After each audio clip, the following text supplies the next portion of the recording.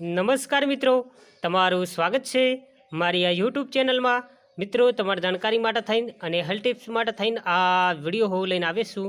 હું છું તમારો મોજીલો પ્યારો મિત્ર પ્રેમી દીવાનો દેશી ગોમરાનો સોરો। આજના વિષયના અંદર હું તમારા માટે થઈને એક અદ્ભુત અને એક જડીબૂટી સમાન એક વનસ્પતિ લઈને આવીશું અને એનું પાન લઈને આવીશું। કારણ કે હાલ એક વાયરલ બીમારી છે, એટલું યાદ રાખજો। તમને ખબર જ હશે, કારણ કે અચાનક ઠંડી આવી ગઈ, પહેલાં ગરમી પડતી હતી એટલે કે બેવડી ઋતુ હતી, અને અચાનક ઠંડી આવી ગઈ એના કારણે એક રોગ ફાટી નીકળ્યો છે, એનું નામ છે ડેન્ગ્યુ રોગ, એટલું યાદ રાખજો।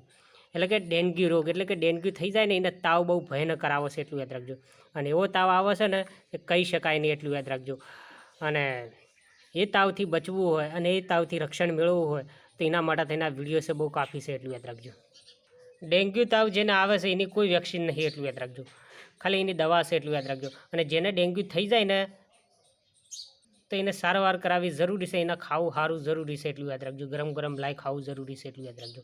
અને ખાસ કરીને આ વનસ્પતિ છે ને રામબાણ સાબિત થાય એવી છે, એટલું યાદ રાખજો।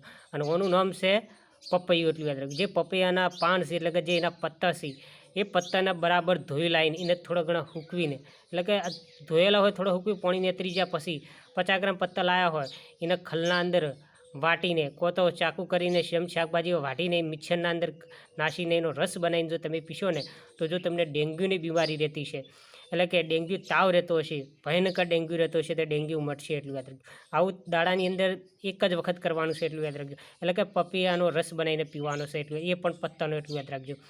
દાડાની અંદર એક વખત કરવાનું છે અને આવું 3-4 દાડા સુધી કરવાનું છે। એટલે નિયમિત કરશો ને તો તમને જે ડેન્ગ્યુ તાવ રહેતો હશે, જે એવો ભયંકર તાવ રહેતો હશે, કોઈ હૂજતું નહીં હોય, એ તમને મટી જશે, એટલું યાદ રાખજો। અને ખાસ કરીને હિમોગ્લોબિનને આ વધારી છે, એટલું યાદ રાખજો। એટલે કે તમારા શરીરની અંદર લાલ કલરની કમી રહેતી હોય અને જો તમે વધારવા માગતા હોય તો આ પપૈયાના પાનનું સેવન કરવું જરૂરી છે, એટલું યાદ રાખજો। એક જ હાલ દવા છે ડેન્ગ્યુ રોગની, એટલું યાદ રાખજો, પપૈયું, એટલું યાદ રાખજો। અને હાલ ડેન્ગ્યુ રોગ છે ને હાહાકાર મચાઈ રહ્યો છે, એટલું યાદ રાખજો। કારણ કે હાલ અચાનક ઠંડી આવી જશે ને ઠંડીના કારણે ઘણા લોકો બીમાર પડી રહ્યા છે, એટલું યાદ રાખજો। અતિશય બીમાર પડી રહ્યા છે, એટલું યાદ રાખજો। અને ડેન્ગ્યુ થવાનું મૂળ કારણ મચ્છર છે, એટલું યાદ રાખજો। કારણ કે ગંદકી વધી ગયેલી હોય એ ગંદકીના કારણે થાય છે, એટલું યાદ રાખજો। તમારે ડેન્ગ્યુથી બચવું હોય ને તો પપૈયાનો રસ બનાવીને પીવો જરૂરી છે, એટલું યાદ। અને પપૈયાનો રસ છે ને ગુણકારી છે।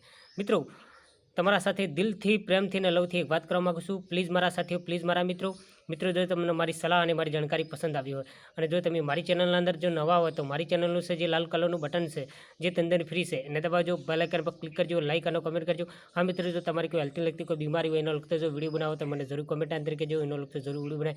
મિત્રો, લાઇક કરવાનું ભૂલતા નહીં, લાઇક જરૂર કરજો અને આ જાણકારી છે બીજા મિત્રોને જરૂર શેર કરજો। મિત્રો આવજો, bye bye, see you, tata, 143, I love you two.